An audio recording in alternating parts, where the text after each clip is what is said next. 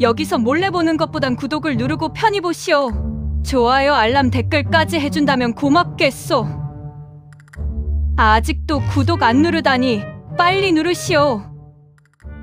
묵룡천마 제구막 채석장의 붉은 안개 흥랑의 포효 섬서성 북부의 밤바람은 살을 애는 듯 차가웠다.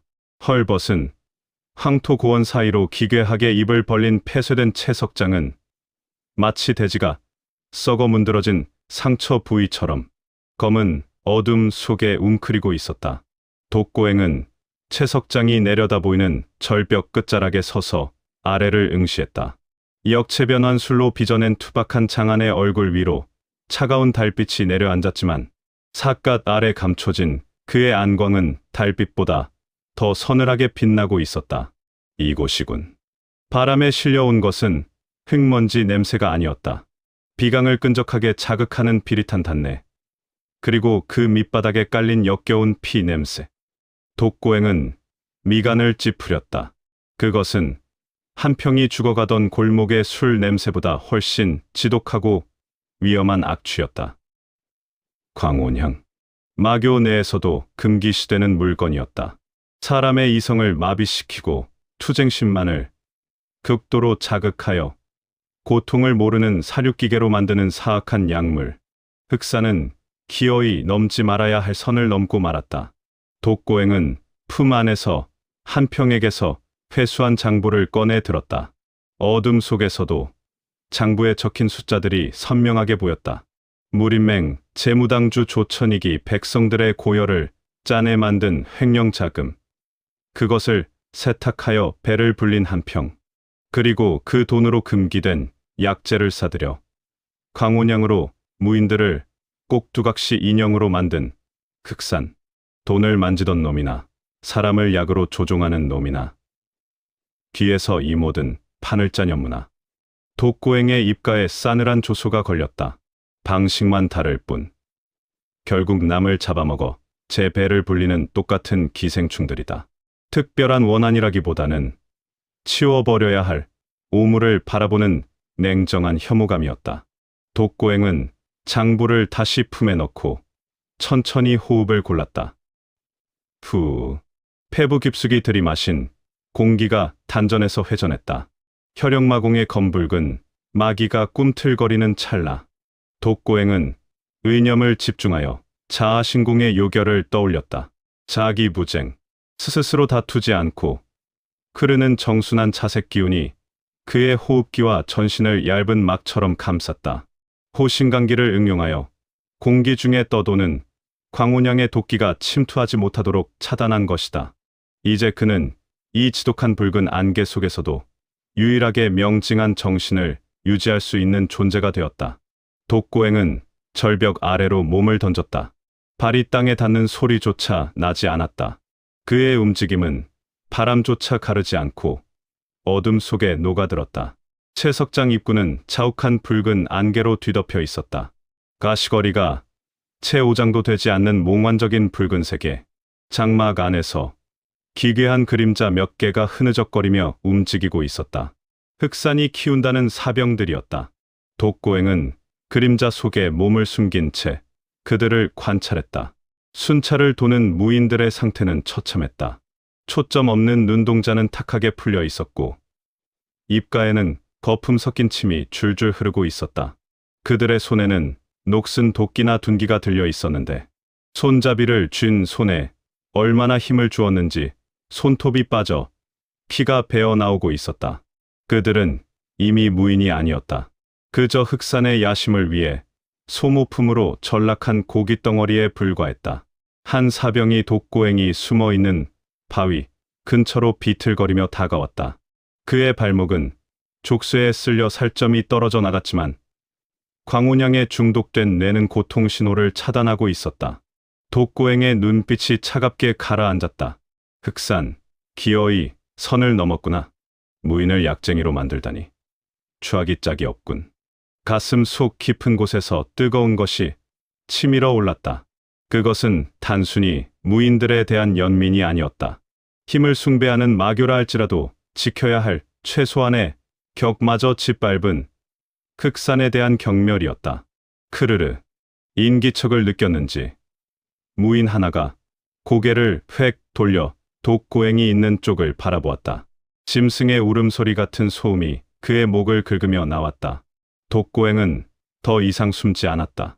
그는 바위 뒤에서 천천히 걸어 나왔다.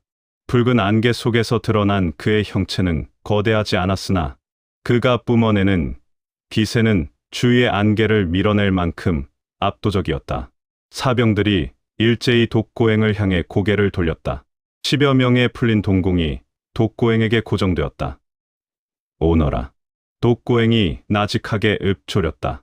고통을 끝내주마. 그의 빈 손바닥 위로 자아신공의 노을빛과 혈영마공의 핏빛이 기묘하게 섞인 아지랑이가 피어올랐다. 그것은 흑산이 만든 지옥을 청소하기 위한 가장 자비롭고도 잔혹한 불길의 시작이었다. 붉은 안개 너머에서 들려오는 소리는 인간의 언어라기보다 짐승의 포효에 가까웠다. 광운양에 취해 이성을 상실한 흑산의 사병들이 독고행의 기척을 맞고 몰려들기 시작했다. 그들의 눈은 핏발이 서다못해 터져 붉게 물들어 있었고 입가에는 거품 섞인 타액이 줄줄 흘러내렸다. 손에 들린 것은 이가 다 빠진 녹슨 도끼나 날이 무딘 박도였으나 근육이 터질 듯 팽창한 그들이 휘두르는 흉기는 바위조차 가를 듯한 살기를 머금고 있었다. 통증을 잊은 강씨와 다를 바 없는 존재들. 크르르. 선두에 선 사병 하나가 괴성을 지르며 땅을 박차고 달려들었다. 그의 도끼가 독고행의 정수리를 노리고 허공을 갈랐다.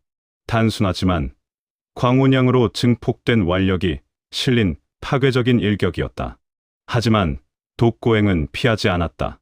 은신하여 그림자 속으로 숨어들지도 않았다. 그는 그저 안개 속을 산책하는 것처럼 무심하게 한 걸음을 내디뎠다. 독고행의 전신에서 자아신공의 정순한 기운이 아지랑이처럼 피어올랐다. 내려쳐지던 도끼날이 독고행의 어깨에 닿기 직전 보이지 않는 자색의 기류에 미끄러지듯 궤도가 틀어졌다. 무인의 몽롱한 의식 속에 당혹감이 스친 찰나 독고행의 오른손이 뱀처럼 뻗어나갔다. 격렬한 파열음은 없었다. 독고행의 손날이 사병의 목 울대를 스치고 지나갔을 뿐이었다. 하지만 혈용마공의 예리한 진기가 실린 일격은 사병의 경추를 소리 없이 끊어놓았다. 거구의 사병이 실 끊어진 인형처럼 바닥으로 고꾸라졌다. 동료의 죽음에도 아랑곳하지 않고 10여 명의 사병들이 때를 지어 쇄도했다.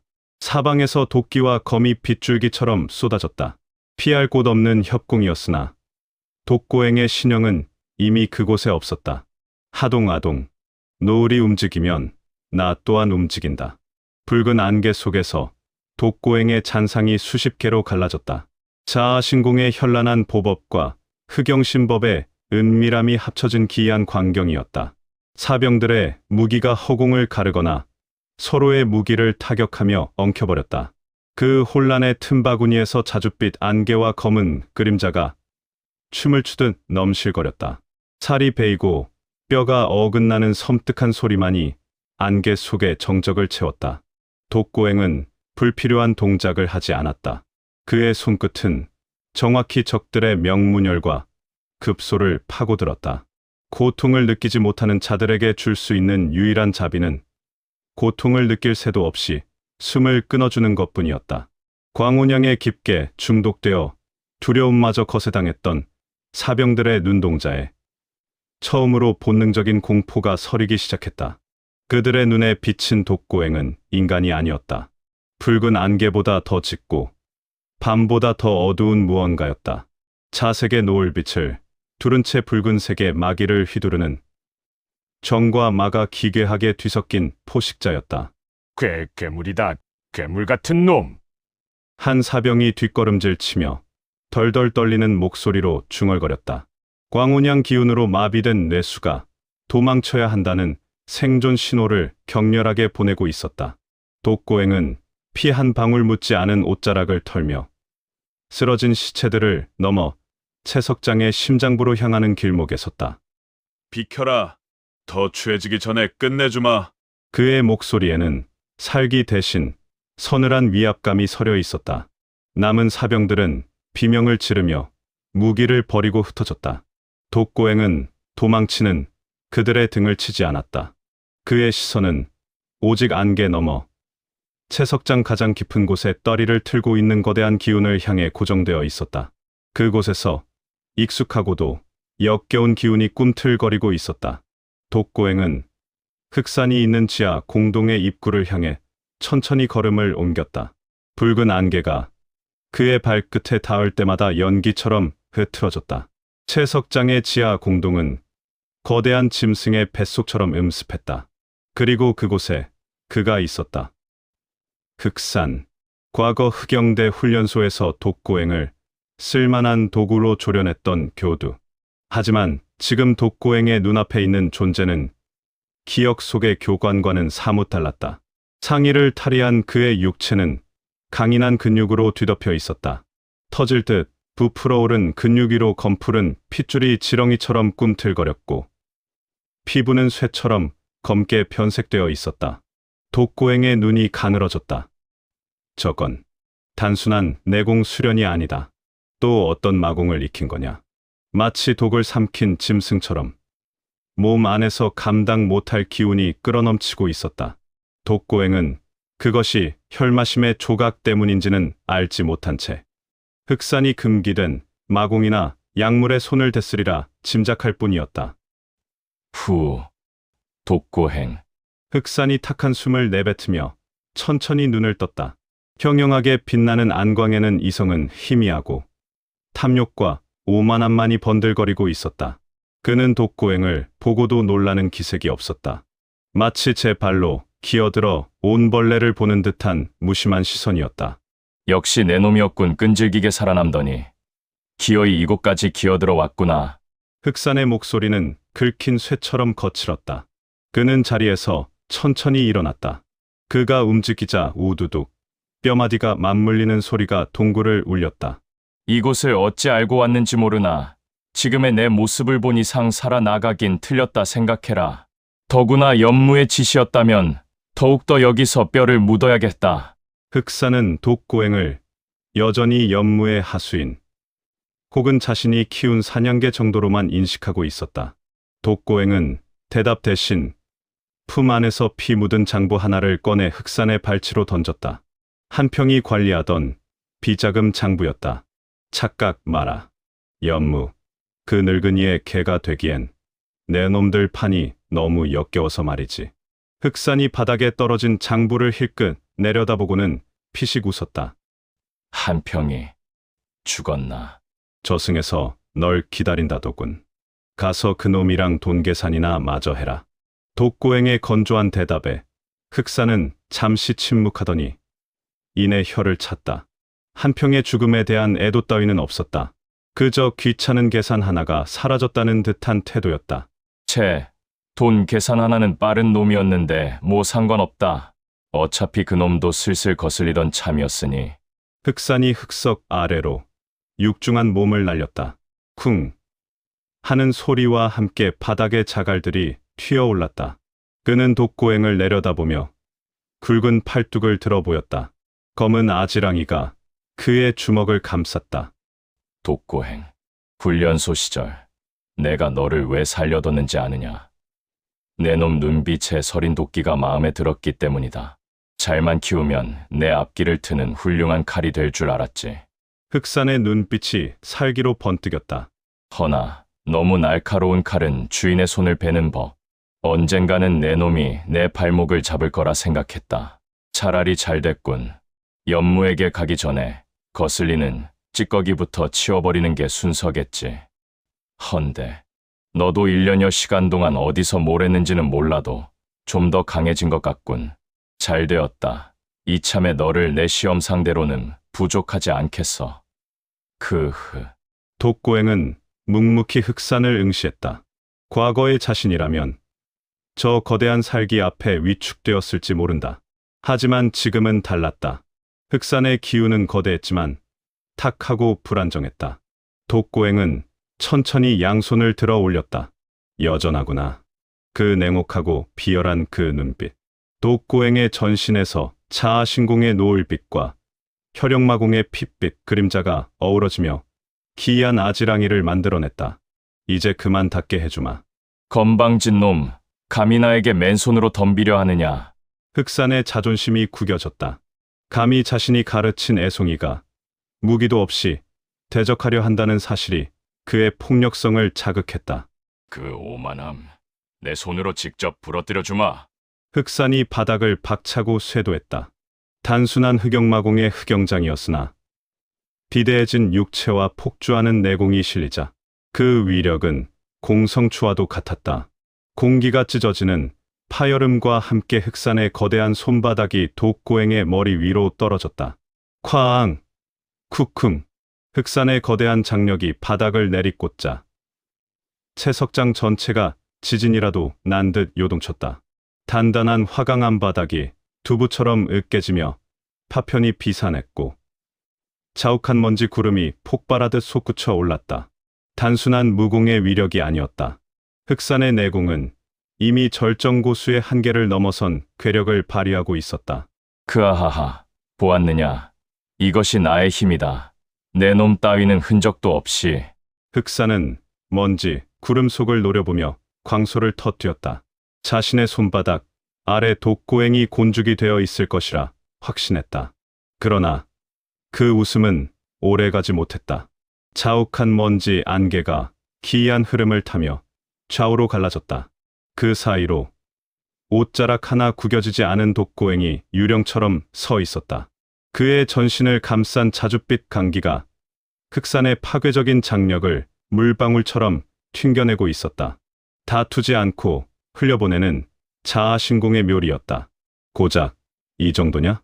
독고행의 목소리는 서늘했다.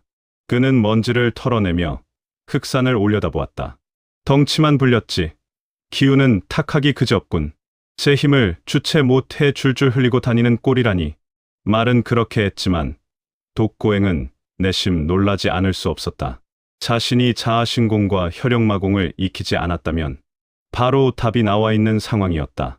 자존심의 상처를 입은 흑산의 얼굴이 붉게 달아올랐다. 혈관이 터질 듯 붉어진 그의 양팔에 검붉은 마기가 소용돌이쳤다. 주둥이를 닥쳐라. 흑영마수. 흑산이 다시금 쇄도했다. 이번에는 단순한 내리찍기가 아니었다.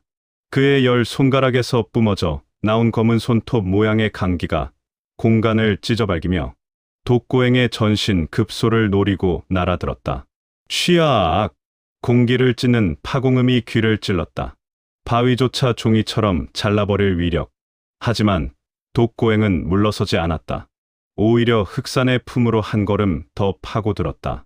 하동아동. 노을이 움직이면 나 또한 움직인다. 독고행의 신형이 흑산의 공격 궤적에 맞춰 아지랑이처럼 흔들렸다. 흑산의 손톱이 독고행의 목을 스치고 지나가는 듯했으나 베어진 것은 독고행이 남긴 자색의 잔상뿐이었다. 느려! 독고행의 나직한 일갈과 함께 그의 오른손이 흑산의 빈틈을 파고들었다. 퍽! 독고행의 손바닥이 흑산의 명치에 꽂혔다. 단순한 타격이 아니었다. 손바닥이 닿는 순간 혈육마공의 파괴적인 진기가 회오리치며 흑산의 두꺼운 근육을 뚫고 내부로 침투했다. 흑산의 입에서 검은 피가 터져 나왔다. 거구의 몸이 뒤로 휘청거렸다. 믿을 수 없는 고통이었다. 자신의 호신강기가 종이장처럼 뚫린 것이다. 내 내놈. 대체 무슨 무공을. 흑산은 뒷걸음질 치며 경악했다. 독고행의 손에서 피어오르는 기운은 분명 정파의 맑은 기운과 마구의 살기가 기괴하게 뒤섞여 있었다. 물과 불이 공존하는 듯한 이질적인 기운. 독고행은 대답 대신 다시금 신형을 날렸다. 알 필요 없다. 어차피 죽을 텐데. 독고행의 공격이 폭풍처럼 몰아쳤다. 독고행은 흑산의 힘을 역이용했다. 흑산이 주먹을 휘두르면 자아신공의 이화전목 수법으로 그 힘을 흘려 중심을 무너뜨렸고 그 틈에 혈육마공을 실은 수도로 관절과 인대를 정확히 끊어냈다. 흑산의 오른쪽 어깨가 탈골되며 덜렁거렸다. 이어 왼쪽 무릎이 기괴한 각도로 꺾였다. 힘의 차이가 아니었다. 탐욕에 눈이 멀어 검증되지 않은 혈마심 가루를 삼키고 힘에 취해버린 자와 뼈를 깎는 고통 속에서 정과 말을 융합하여 스스로의 길을 개척한 자의 차이. 흑사는 무릎이 꺾인 채 바닥을 기었다. 압도적인 공포가 그의 뇌리를 잠식했다. 1년 전 자신이 훈련소에서 부리던 그 애송이가 아니었다. 눈앞에 있는 것은 인간의 탈을 쓴 진정한 괴물이었다. 안 돼. 내가 어떻게 여기까지 왔는데. 흑산의 눈이 뒤집혔다. 혈마심의 부작용이 도진 것인지 아니면 공포가 그를 미치게 한 것인지. 그는 남은 한 팔을 휘두르며 발악했다. 다 죽어버려. 흑산이 전신의 내력을 폭주시켰다. 제어가 풀린 마귀가 사방으로 폭발하며 동굴 천장을 때렸다. 낙석이 비오듯 쏟아졌다. 자폭에 가까운 발악이었다. 하지만 독고행은 그 광란의 중심에서도 고요했다. 추하구나. 독고행이 흑산의 턱 밑으로 파고들었다. 그의 손끝에 맺힌 자줏빛, 기운이 섬광처럼 빛났다. 자, 혈영장! 독고행이 명명한 그만의 무공이었다. 쾅! 독고행의 장력이 흑산의 턱을 올려쳤다. 흑산의 거대한 몸이 허공으로 붕 떠올랐다가 비편에 있던 흑석 재단 위로 처박혔다. 우르르 쾅! 거대한 흑석이 반으로 쪼개지며 무너져 내렸다. 흑산은 먼지구덩이 속에 파묻혀 컥컥거리는 소리만 낼 뿐 일어나지 못했다. 독고행은 천천히 그에게 다가갔다. 그의 발걸음 소리가 사형 선고처럼 동굴을 울렸다. 힘을 탐하는 건 죄가 아니다. 하지만 그 힘에 잡아먹힌 놈은 독고행이 흑산을 내려다보며 싸늘하게 읊조렸다. 쓰레기일 뿐이지. 무너진 흑석 재단 잔해 속에서 흑산이 거친 기침과 함께 검은 피를 토해냈다. 턱뼈는 으스러졌고 한쪽 다리는 기괴하게 꺾여 있었다. 혈마심 가루를 삼켜 얻은 막강한 육체조차 독고행의 자아신공과 혈영마공을 혼합한 독고행의 자아혈영장 앞에서는 무력했다. 독고행이 먼지를 가르며 천천히 다가왔다. 그의 전신을 감싼 자줏빛과 핏빛이 섞인 감기는 여전히 흐트러짐이 없었다. 끝내자. 더 취해지기 전에. 독고행의 건조한 선고에 흑산의 눈동자가 격렬하게 흔들렸다. 공포였다. 하지만 그 공포의 밑바닥에는 끈질긴 생존 본능과 도끼 어린 탐욕이 꿈틀거리고 있었다. 흑산은 덜덜 떨리는 손을 몸 뒤 돌조각 사이로 집어넣었다. 끝. 누가 끝이라고 했느냐? 흑산의 입가에 비릿한 선혈이 흘러내렸다. 그의 손이 부서진 돌 사이에서 꺼낸 것은 붉은색 실로 묶인 기폭 장치였다. 독고행의 눈썹이 꿈틀했다. 저 장치와 연결된 굵은 실이 채석장의 기둥 곳곳으로 이어져 있는 것이 보였다. 그리고 그 끝에 매달린 둥근 쇠공들. 독고행의 기억 속에 선명하게 남아있는 물건이었다. 설마 병령뢰? 기억나느냐, 독고행? 내 놈들이 목숨 걸고 병령문에서 훔쳐왔던 그 물건 말이다. 흑산이 광기 어린 눈으로 소리쳤다. 그때 보고한 수량에서 몇 개를 빼돌려뒀지. 언젠가 이런 날이 올 줄 알고 말이야. 내 놈이 가져온 물건에 내 놈이 당하는 꼴이라니. 참으로 유쾌하지 않으냐. 흑산은 망설임 없이 기폭끈을 당겼다. 죽어라, 괴물 같은 놈. 죽어버려. 쾅! 거대한 굉음이 지하 공동의 고막을 찢었다. 흑산이 설치해둔 병령뢰가 동시다발적으로 폭발하며 채석장을 지탱하던 안반 기둥들이 순식간에 가루가 되었다. 우르르르 쾅! 천장이 무너져 내렸다. 집채만한 바위들이 비오듯 쏟아졌고 붉은 광운양이 안개와 폭발에 매캐한 화약 연기가 뒤섞여 시야를 완전히 차단했다. 독고행, 오늘은 운이 좋았다고 생각해라. 흑사는 폭발의 혼란을 틈타 재단 뒤편에 숨겨져 있던 비밀 통로로 몸을 날렸다. 다리가 부러졌음에도 살고자 하는 집념이 그를 짐승처럼 움직이게 했다. 독고행은 도망치는 흑산을 쫓으려 했으나 머리 위로 쏟아지는 낙석들이 길을 막았다. 독고행은 추격을 멈추고 제자리에 멈춰 섰다. 무리하게 쫓다가는 생매장당할 위험이 컸다. 그는 호흡을 가다듬고 내공을 끌어올렸다. 자아 혈영강.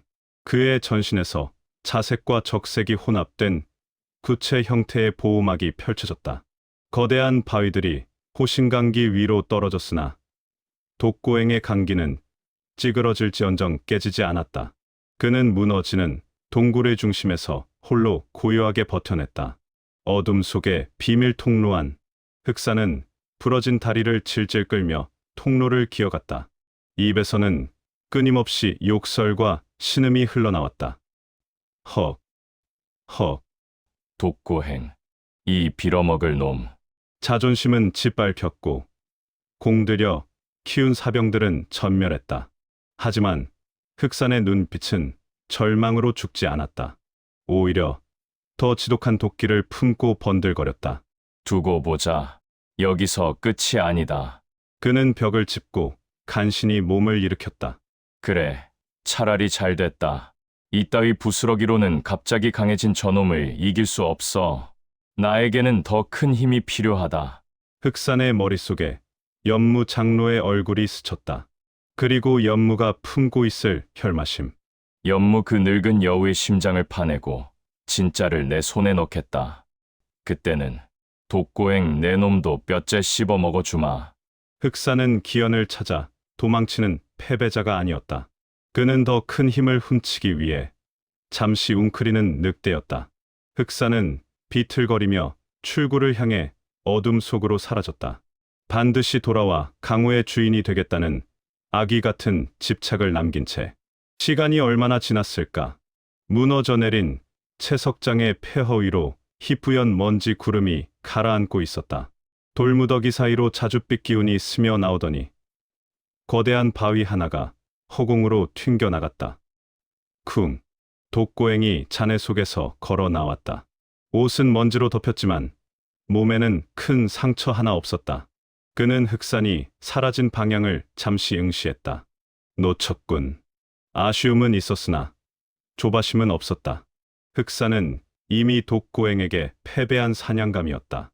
다시 만난다면 그때는 더 확실하게 숨통을 끊으면 될 일이었다.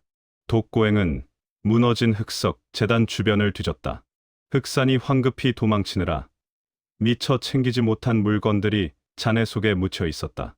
독고행의 손에 낡은 가죽 장부 하나가 잡혔다. 죽은 한평이 관리하던 장부보다 더 세세히 적힌 흑산이 보관하던 디자금 장부였다. 독고행은 장부를 펼쳤다. 그곳에는 조천익이 횡령한 무림맹의 공금이 어떻게 세탁되어 연무에게 흘러갔는지, 그리고 그 돈이 다시 흑산의 사병 양성과 광운양 제조에 어떻게 쓰였는지가 낱낱이 기록되어 있었다. 호, 독고행의 입꼬리가 비릿하게 올라갔다. 단순한 돈이 아니군. 이건 놈들의 목을 잴 수 있는 목줄이다. 이 장부만 있다면 무림맹 재무당주 조천익은 파멸을 면치 못할 것이다. 또한 마교 내부에서 연무를 견제하는 세력에게도 치명적인 무기가 될 수 있었다. 독고행은 장부와 함께 바닥에 굴러다니던 광운양 제조법이 적힌 양피지 조각을 챙겨 품에 넣었다. 흑사는 도망쳤고 한평은 죽었다. 독고행은 폐허가 된 채석장을 등지고 섰다. 붉은 안개는 걷혔지만 그의 눈앞에는 더 거대하고 복잡한 강호의 판이 기다리고 있었다. 이제 남은 건 이 돈의 원래 주인 조천익과 연무뿐이군. 독고행의 시선이 남쪽 무림맹 본산과 황궁이 있는 방향을 향했다. 기다려라. 이 장부를 들고 너희들의 가장 높은 곳으로 올라가 줄 테니. 독고행은 흑영신법을 펼쳐 어둠 속으로 몸을 날렸다. 그가 사라진 자리에는 새벽 노을만이 묵묵히 폐허를 비추고 있었다. 한편 흑사는 습하고 곰팡내 나는 폐광의 어둠 속에서 짐승의 신음 같은 소리가 새어나왔다. 채석장이 무너지는 혼란을 틈타 비밀 통로로 빠져나온 흑사는 흑투성이가 된 몸을 이끌고 자신이 마련해둔 비상 은신처에 도착했다. 그의 몰골은 처참했다. 혈마심, 가루의 부작용으로 비대해졌던 근육은 온통 상처투성이었고 독고행의 자아혈용장에 가격당한 오른쪽 어깨는 벌렁거리고 있었다. 무엇보다 심각한 것은 다리였다. 무릎뼈가 완전히 돌아가 정강이뼈가 기괴한 각도로 뒤틀려 있었다. 독고행, 이 빌어먹을 놈이. 흑사는 거친 숨을 몰아쉬며 벽에 기대앉았다. 고통이 정신을 갉아먹었지만 그 고통보다 더 그를 괴롭히는 것은 패배감이었다. 자신이 키운 도구에게, 그것도 정면 승부에서 철저하게 유린당했다는 수치심이 그의 내장을 뒤틀었다. 하지만 흑사는 여기서 죽을 생각이 없었다. 그는 떨리는 손으로 바닥에 썩은 멍석을 들추고 그 아래 숨겨둔 낡은 철암을 꺼냈다. 철암 안에는 비상용 금화 몇 냥과 그가 마교에서 빼돌린 흑옥단을 별도로 정제한 상급 흑옥단 한 병, 그리고 투박한 금침 몇 개가 들어 있었다. 우드득. 흑사는 망설임 없이 자신의 탈골된 어깨를 벽에 들이박았다. 끔찍한 파열음과 함께 빠졌던 어깨뼈가 제자리를 찾아 들어갔다. 아악. 비명이 터져 나왔지만 그는 이를 악물어 소리를 삼켰다. 식은땀이 비오듯 쏟아졌다. 하지만 아직 끝나지 않았다. 그는 부들부들 떨리는 손으로 부러진 다리를 잡았다. 뼈가 살을 찌르는 고통의 눈앞이 하얗게 변했다. 나는 흑산이다. 이따위 상처에 무너지지 않는다. 우지끈. 그는 억지로 뒤틀린 뼈를 맞췄다. 생살이 찢어지는 고통에 기절할 뻔했으나 흑사는 혀를 깨물며 정신을 붙들었다. 그는 부목을 대고 찢어낸 옷가지로 다리를 단단히 묶었다. 응급처치는 끝났으나 내상은 여전했다. 독고행의 이질적 기운인 자아혈용공이 여전히 단전 주위를 맴돌며 내공의 회복을 방해하고 있었다. 흑사는 철암에서 상급 흑옥단을 꺼내 입안에 털어 넣었다. 마교의 비약인 흑옥단을 정제한 상급 흑옥단은 녹아들며 이약하게나마 기혈이 뚫리기 시작했다. 하지만 이것으로는 부족했다. 예전의 몸으로 돌아가기에는 턱없이 부족했다. 이 힘으로는 독고행을 이길 수 없다. 흑산의 눈동자가 어둠 속에서 번들거렸다. 연무. 그래. 연무 그 늙은이가 가진 진짜가 필요해. 흑사는 알고 있었다. 자신이 복용한 혈마심 가루는 그저 부스러기에 불과하다는 것을. 연무 장로가 보관하고 있는 혈마심 조각을 삼킨다면 독고행 따위는 손가락 하나로 지식일 수 있는 힘을 얻을 수 있을 것이다. 연무에게 돌아가서 빌 생각 따위는 없다. 흑사는 피 묻은 입술을 비틀어 웃었다. 그 늙은이의 목을 따고 심장을 꺼내 내가 마교의 주인이 되겠다. 독고행. 내 놈은 내 야망을 위한 숫돌이었을 뿐이다. 흑사는 지팡이 대신 녹슨 쇠막대기를 집어들고 몸을 일으켰다. 절뚝거리는 걸음이었지만 그 방향은 서쪽, 마교 본산이 있는 방향이 아닌 무림맹과 황궁이 있는 남쪽이었다. 연무가 조천익과 거래를 위해 그곳에 머물고 있다는 정보를 알고 있었기 때문이었다. 상처 입은 야수는 굴로 돌아가는 대신 더 큰 먹잇감을 향해 이빨을 드러냈다. 채석장에서의 격전이 끝나고 새벽이 밝아오고 있었다. 독고행은 무너진 채석장이 한눈에 내려다 보이는 절벽 위, 바위 틈새에 자리를 잡았다. 차가운 새벽 바람이 피와 먼지로 얼룩진 그의 옷자락을 스치고 지나갔다. 그는 근처 개울에서 몸을 씻고 역체 변환수를 잠시 풀었다. 뒤틀렸던 근육과 뼈가 제자리로 돌아오며 뻐근한 통증이 느껴졌지만 흑혈마존에게 전수받은 혈용마공의 회복력 덕분에 큰 부상은 없었다. 독고행의 앞에는 작은 모닥불이 타오르고 있었고 그 불빛에 의지해 그는 전리품들을 확인하고 있었다. 한평의 비자금장부와 광운영의 제조법, 광운영의 제조법을 연구하면 파회법도 나오리라 생각했다. 독고행은 장부를 한 장 한 장 넘겼다. 장부에는 단순히 숫자가 적힌 것이 아니었다. 그것은 강호의 권력자들이 백성의 피를 어떻게 빨아먹고 있는지 보여주는 지옥도였다. 조천익, 이 자가 몸통이군. 장부의 기록에 따르면 조천익은 황궁의 이부상서와 결탁하여 무림맹의 공금을 빼돌렸고 그 돈으로 연무에게서 혈마심, 조각을 사들이거나 마교의 무력을 빌리고 있었다. 독고행의 문매가 날카로워졌다. 연무는 혈마심을 팔아 자금을 챙기고 조천익은 그 혈마심으로 무림맹 내의 정적들을 제거하고 있다. 그리고 그 뒤에는 황궁의 권력 다툼이 얽혀 있어 판은 생각보다 훨씬 거대했다. 단순히 마교 내부의 배신자를 처단하는 문제가 아니었다. 이것은 정파와 마교, 그리고 황실이 얽힌 거대한 거미줄이었다. 독고행은 장부를 덮고 품에 넣었다. 이 장부만 있으면 조천익의 목을 칠 수 있다. 하지만 그는 잠시 생각에 잠겼다. 단순히 장부를 무림맹의 감찰기관 청의단에 넘기는 것만으로는 부족했다. 청의단조차 조천익의 손아귀에 있을 가능성이 높았다. 장부에 적힌 대로라면 단운이 황궁으로 파견된 것 역시 조천익의 입김이었을 것이다. 독고행은 단운을 떠올렸다. 단운은 이 장부를 가장 효과적으로 쓸 수 있는 사람은 단운이었다. 단운이 황궁 내부에서 이부상서와 조천익의 연결고리를 끊어낸다면 조천익은 고립될 것이고 연무의 자금줄도 끊길 것이다. 방향은 정해졌다. 독고행은 자리에서 일어났다. 그는 모닥불에 광운양 제조법이 적힌 양피지를 던져 태워버렸다. 이미 제조법은 기억에 새겨놓았다. 다음 목적지는 무림맹 본산이 있는 하남, 그리고 그 너머 황궁이다. 하지만 바로 움직일 수는 없었다. 흑산과의 전투에서 소모된 내력을 완전히 회복해야 했다. 흑산놈은 분명 연무에게 가거나 연무에게 혈마심을 탈취할 것이다. 놈이 연무와 붙어 공멸하거나 혼란을 일으킨다면 나에게는 기회가 된다. 독고행은 가부좌를 틀고 운기조식에 들어갔다. 자아신궁의 자줏빛 기운이 그의 몸을 감싸고 그 안에서 혈용마공의 검붉은 기운이 심장 박동에 맞춰 꿈틀거렸다.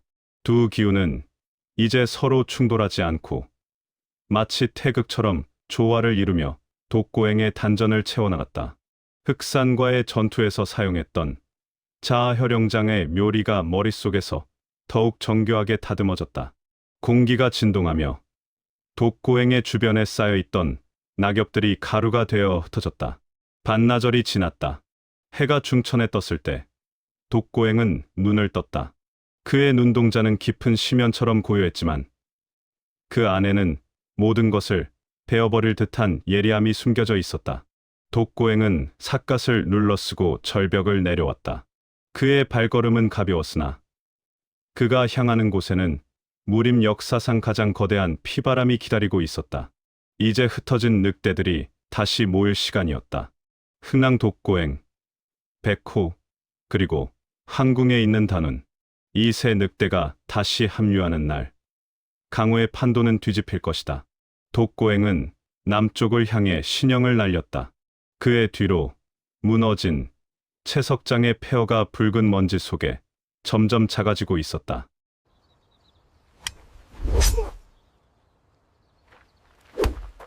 빨리 구독하세요.